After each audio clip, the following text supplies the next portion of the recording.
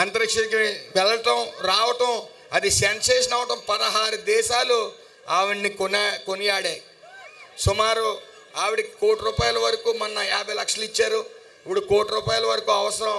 అందులో కూడా ఎస్ఏఎఫ్ పాత్ర కీలకంగా ఉంటుంది.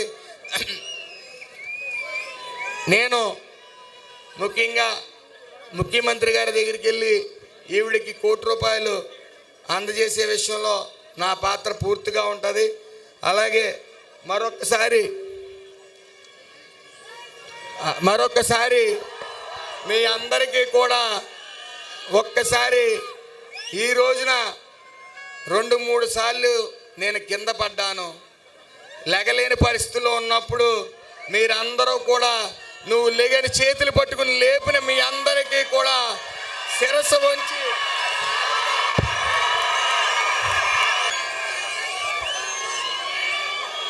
కష్టాల్లో ఉన్నప్పుడు మీరు చేయూతనిచ్చారు, ఓ మార్గం చూపించారు, నన్ను ఈరోజు మంత్రి అయ్యేలా చేశారు. అలాగే రామచంద్రపురం నియోజకవర్గ ప్రజలకి, మీకు, అలాగే నాకు ఈ ఎమ్మెల్యేగా మంత్రిగా చేసిన నారా చంద్రబాబు నాయుడు గారికి, పవన్ కళ్యాణ్ గారికి హృదయపూర్వక నమస్కారాలు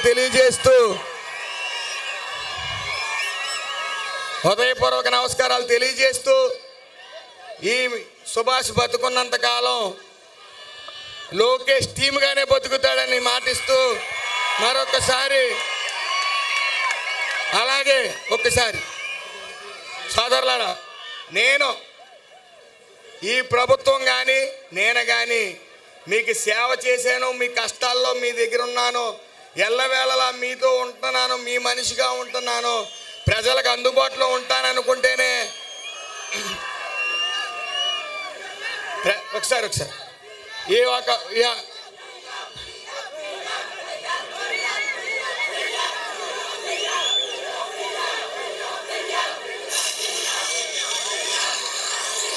సోదరులను ఒకసారి ఆగండి, ఒకసారి స్వామి ఆగండి, ఒకసారి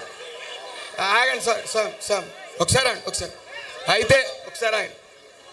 నేను మీకు న్యాయం చేశాను, కష్టంలో ఉన్నప్పుడు కులంలో సభ్యులకి న్యాయం చేశారనుకుంటే, అలాగే ఈ ప్రభుత్వం అధికారంలో ఉంది, మా ప్రభుత్వం, నన్ను ఎన్నుకున్న ప్రభుత్వం అధికారంలో ఉంది కాబట్టి ఆ ప్రభుత్వం నేను మంచి చేశానంటేనే మీరు ఆదరిస్తారు, లేకపోతే నన్ను ఎక్కడ పెట్టాలో అక్కడ పెడతారు. అవునా కాదా? కాబట్టి మీకు మళ్ళీ చెప్తున్నాను, మనం గతంలో చెప్పిన మాట, యాచించవద్దు శాసిందాం అనే మాట మళ్ళీ చెప్తున్నాను. నేను ఈ పరిస్థితుల్లో ఉన్నాను కాబట్టి మీరు నన్ను యాచించవద్దు, నన్ను శాసించండి. నమస్కారం. సెట్టిపల్లి ఐక్యత, సెట్టిపల్లి సామాజిక వర్గ పితామహులు శ్రీ దొమ్మేటి వెంకటరెడ్డి గారిని స్మరిస్తూ ఆయనకి జోహార్లు. జోహార్ దొమ్మేటి వెంకటరెడ్డి గారు, జోహార్ దొమ్మేటి వెంకటరెడ్డి గారు. అలాగే వేదిక మీద ఉన్న పెద్దలకి పేరు పేరున అందరికీ నా నమస్కారాలు. ఇక్కడికి తరలి వచ్చిన నా సెట్టిపల్లి సోదరిమణులకి అందరికీ కూడా, ముఖ్యంగా యువతకి నా హృదయపూర్వక ధన్యవాదాలు తెలుపుకుంటా ఉన్నాను.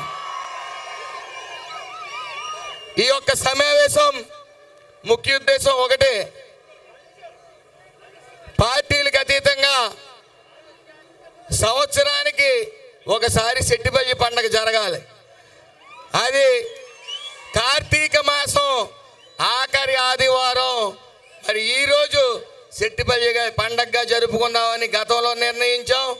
ఆ పిలుపు మేరకి మీ అందరూ కూడా లక్షలాదిగా తరలి వచ్చినందుకు నా హృదయపూర్వక ధన్యవాదాలు తెలియజేస్తా ఉన్నాను. ముఖ్యంగా వాసంశెట్టి సుభాష్ అనే నేను అనడానికి ఒక ఎమ్మెల్యేగా, ఓ మంత్రిగా సహకరించిన మీ అందరికీ నా హృదయపూర్వక ధన్యవాదాలు. అలాగే నేనెవరో తెలియకపోయినా నేనెవరో తెలియకపోయినా సరే నాకు ఓటు వేసి గెలిపించిన రామచంద్రపురం నియోజకవర్గ ప్రజలందరికీ పేరు పేరున నా నమస్కారాలు తెలియజేస్తా ఉన్నాను. అలాగే ఈ ఒక్క వన సమారాధన ఎక్కడి నుంచి పుట్టుకొచ్చిందో మీ అందరికీ తెలుసు. 2022లో అల్లర్ల కేసుల నిమిత్తం అనేక మంది అమాయకుల్ని కేసుల్లో కొంతమంది స్వార్థ రాజకీయ నాయకులు ఇరికిస్తే కులాల మధ్య కుంపడ పెట్టి చలిమంట కాగుతుంటే ఆ కేసుల్లో నన్ను కూడా ఇరికించినప్పుడు మీ అందరి వద్దకే వచ్చి అప్పుడు ముఖ్యంగా ఈ కేసుల్లో ఇరుక్కున్న వాళ్ళందరూ కూడా సుమారు 350 మంది ఉంటే వేల తరబడి పారిపోయారు. ఆ రోజు ఓ ఫోటో తీసి అక్కడ గొడవ అవుతుందని ఫోటో తీసిన వాళ్ళకి కేసుల్లో ఎట్టేయటం. ఇంకా కొంతమంది మన కులంలోనే కొంతమంది వాళ్ళకి పన్నోళ్ళు ఉంటే వాళ్ళ పేర్లు ఇచ్చి లోపడేయించడం, ఇలాంటి సంఘటనలు జరుగుతున్నప్పుడు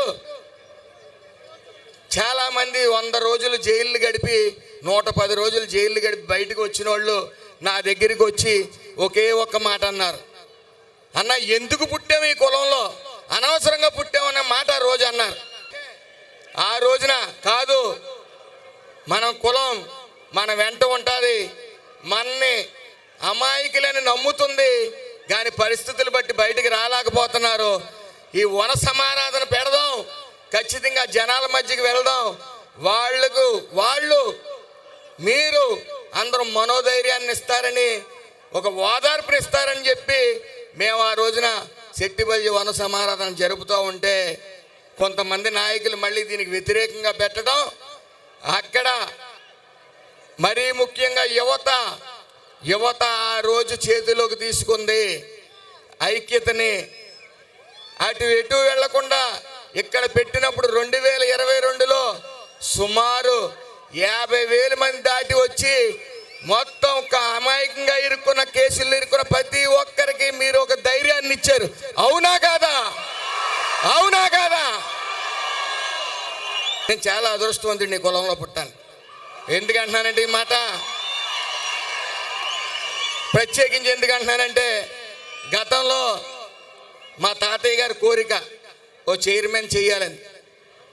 ఇంట్లో ఆయన చైర్మన్ అవుదామని పోటీ చేస్తే ఓడిపోయాడు. ఆయన కోరిక, మా ఇంట్లో ఎవరో ఒకరు చైర్మన్ అవ్వాలని ఆయన కోరిక నెరవేర్చాలనే ఉద్దేశంతో నా తల్లి గారిని, ఎప్పుడు బయటికి రాని నా తల్లిని బయటికి తీసుకుని వచ్చి, మా నాన్నమ్మ గారి వయసు 90 సంవత్సరాలు, ఆవిడ ఏడుస్తూ నల్లలేని పరిస్థితిలో మా ఇంటికి వచ్చి మా అమ్మగారి చేతులు పట్టుకుని అమ్మ పోటీ చేయంటే ఆవిడకి ఇష్టం లేకపోయినా మేము ఆ రోజున బలవంతంగా పోటీ చేయించాం. ఆ కొటేషన్ ఒకటే, పదవులు ఉన్నా లేకపోయినా మేమెంత మీ వెంటే అని మీ అందరూ కూడా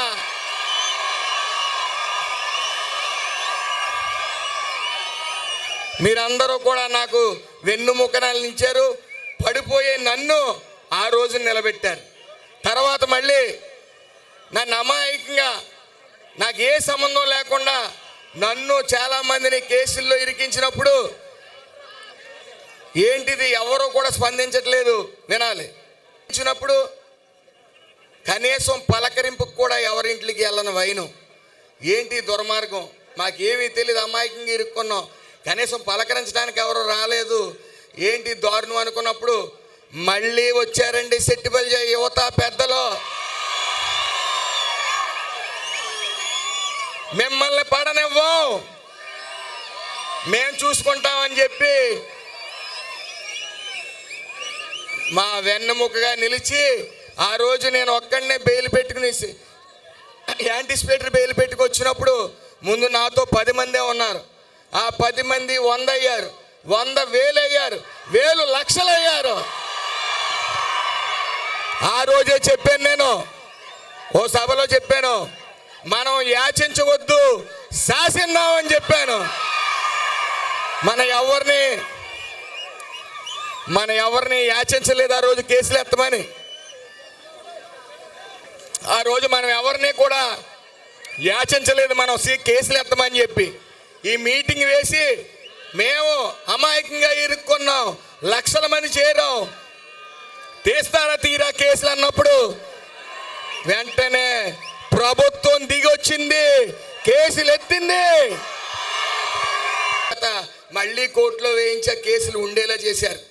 మీ అందరికీ ఒకే ఒకటి చెప్పదలిచాను, నేను ఎవరైతే అల్లరి కేసుల్లో ఉన్నారో వాళ్ళందరిది కూడా స్క్వాష్ పిటిషన్ వేసి అందరి కేసులు న్యాయ పోరాటం చేసి తీస్తాను తప్ప అడ్డదారిలో తీయించుకునేంత పిరికి వాళ్ళు మాత్రం మనం కాదు, అందులో ఏ విధమైన సందేహం లేదు. ఈ రోజున కొంతమందిని మనం గుర్తించవలసిన అవసరం ఉంది. నేను గతంలో చెప్పాను, పసరగడ్డులో పసరపావుల్లా చేరారు కొంతమంది. ఆ పసరపావుల్ని ఏరి పారేయాలి, అందులో సందేహం లేదు. మనందరం సంఘటితంగా ఉండాలి, అందులో సందేహం లేదు. కొంతమంది కోపం వస్తుంది, కానీ గతంలో సైకిల్ తొక్కుని తిరిగే నాయకుడు కోట్లకు పడగెత్తి కారులో తిరుగుతున్నాడు ఈరోజు. వాళ్ళందరూ కూడా అలాగే పేకాట క్లబ్బులు నడుపుకునేవాడు ఈరోజు కులాన్ని అమ్మేసే స్థాయిలోకి వచ్చాడంటే మనం అందరం గొర్రెల్లా ఉంటున్నాం. ఒకటే గుర్తించుకోండి సోదరులారా, ఒక బియ్యం గింజని వేడి నీటిలో వేస్తే అన్నం అవుతుంది, అదే బియ్యం గింజను పసుపులో వేస్తే అక్షింతలు అవుతాయి, అదే బియ్యం గింజను పాలులో వేస్తే పరమాణం అవుతుంది. అదే బియ్యం గింజని కొంతమంది స్వార్థ రాజకీయ నాయకులు బొగ్గులు వేస్తూ ఉన్నారు, చేతబడి చేస్తూ ఉన్నారని గుర్తించండి మీ అందరూ కూడా.